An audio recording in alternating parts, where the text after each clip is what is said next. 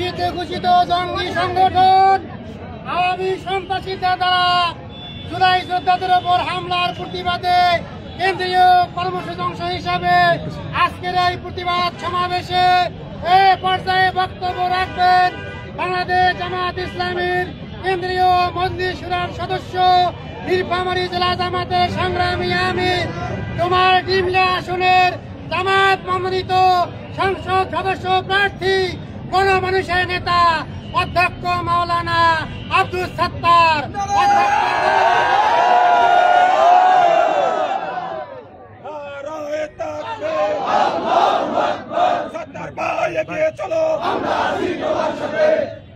সংগ্রামী নীলফামারীবাসী, আসসালামু আলাইকুম রহমতুল্লাহ। আপনারা জানেন এই জুলাই শোক এবং গৌরবের মাস।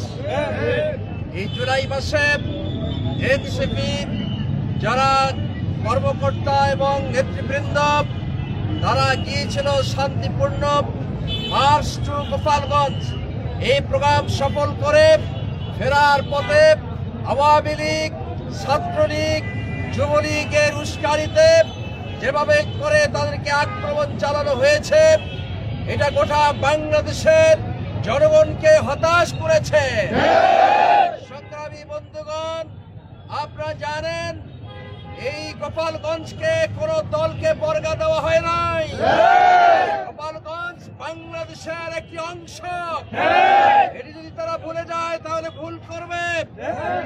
আমরা যতটুকু জানি, প্রেসিডেন্ট জিয়াউর রহমান সেখানে প্রোগ্রাম করতে পারেনি।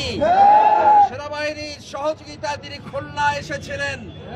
তৎপরবর্তী হুসাইন মোহাম্মদ এরশাদ ওই গোপালগঞ্জে প্রোগ্রাম করতে গিয়েছিলেন, তিনিও প্রোগ্রাম করতে পারেননি। সেখান থেকে তিনি সহযোগিতায় সেনাবাহিনী আবার খুলনায় আসতে হয়েছে। একই ঘটনা আমরা দেখেছি জুলাই যোদ্ধাদের যেভাবে করে টার্গেট করে হত্যা করার ষড়যন্ত্র করা হয়েছিল গোপালগঞ্জে।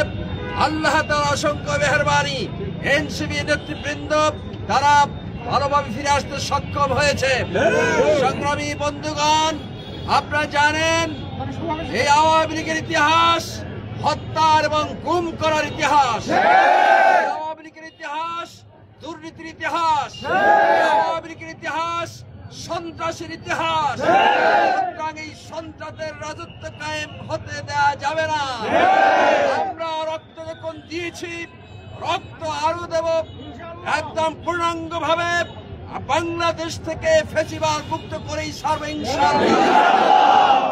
সংগ্রামী বন্ধুগণ, আজকে সারা দেশের অংশ বিশেষ যে প্রোগ্রামকে সাফল্যমণ্ডিত করেছেন, আমরা মনে করি এই আন্দোলন চলবে ততক্ষণ পর্যন্ত যে পর্যন্ত বাংলাদেশ থেকে সন্ত্রাস মুক্ত হবে না, যে পর্যন্ত আওয়ামী মুক্ত হবে না, সে পর্যন্ত এই যুদ্ধ সংগ্রাম আমরা চালিয়ে যাওয়ার জন্য অঙ্গীকার ব্যক্ত করছি।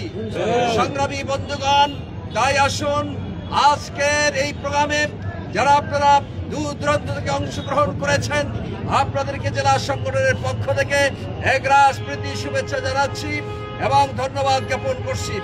সকলে ভালো থাকবেন, সুস্থ থাকবেন। আল্লাহ হাফেজ। বাংলাদেশ জিন্দাবাদ। বাংলাদেশ জামাত ইসলামী জিন্দাবাদ।